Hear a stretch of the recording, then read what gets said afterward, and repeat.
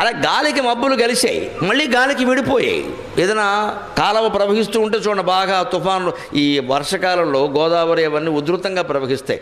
రెండు దొంగలు కొట్టుకొస్తాయి, ఆ చివరి నుంచి ఒకటి ఈ చివరి నుంచి ఒకటి. అవి ఏమిటో ఇలా కలుస్తాయి, ఇలా వి ఆకారంలో. మళ్ళీ కలిసి కొద్ది దూరం ప్రయాణం చేస్తుంటే ఫోటో తీస్తే అద్భుతంగా ఉంటుంది నిజంగా. కాసేపటికే మళ్ళీ ఏదో కొంచెం ఇలా వస్తుంది ప్రవాహం, ఆ రెండు విడిపోతాయి. ఏది ఎక్కడికి గడుతుందో తెలియదు. సరిగ్గా కుటుంబ సంబంధాలన్నీ అంతే. ఎంత ప్రేమించుకున్న భార్యాభర్తలైనా మృత్యువు ఇందులో ఎవరిని ముందు తీసుకెళ్ళిపోతుందో తెలియదు.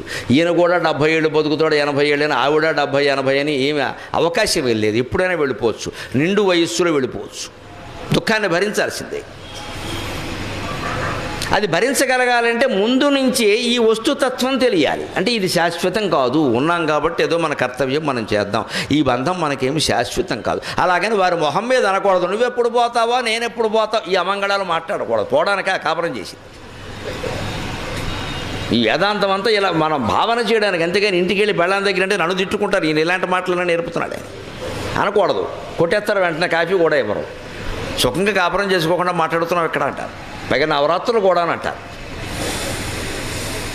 ఆ మాట మాట్లాడడానికి, చర్చించడానికి కాదండి, కానీ మనస్సులో ఉండాల్సిన భావన మాత్రమే ఈ బంధం ఏమీ శాశ్వతం కాదు, ఇది లేకుండా కూడా నేను ఉండగలగాలి. ఎందుకంటే 25 ఏళ్ళు వచ్చే వరకు ఆ భార్య భర్త ఎవరో మనతో కలవలేదుగా, అంతకుముందు ఎక్కడో పుట్టారుగా వాళ్ళెవరు, వాళ్ళ కుటుంబ సంబంధాలు వాళ్ళకు ఉన్నాయిగా, ఇప్పటికే అవి కొనసాగుతున్నాయిగా. మనమేమని చెబుతామేంటి, ఎలా మానేస్తారు? మరి అంచేత ఈ బంధానికి ఎందుకంత ప్రాధాన్యం? ఇదో బంధం అదో బంధంలాగే ఇదో బంధం. ఈ కొడుకు అంతే, మళ్ళీ పెళ్ళైన తర్వాత 5-6 ఏళ్ల వరకు వీడు పుట్టలేదు కదండి.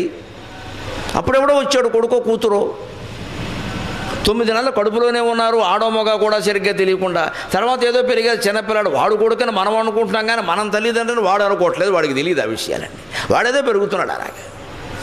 ఏదో పెరిగాక అమ్మ అంటే అమ్మ, అయ్య అంటే అయ్యా అని వాడు ఏదో అన్నాడు, మనం ఏదో అనుకున్నాం. ఇదండి మాయబంధాలే. అందుకని గాలికి మేఘాలు కలిసినట్టుగా బంధాలు ఏర్పడతాయి. మళ్ళీ వాయునా లీయతే మేఘ, వాయునా నీయతే మేఘ, వాయునా లీయతే సదా. వివేక చూడమణిలో శంకరాచార్య చెప్పినట్టే గాలికే బంధాలు కలిస్తే గాలికే పోతాయి.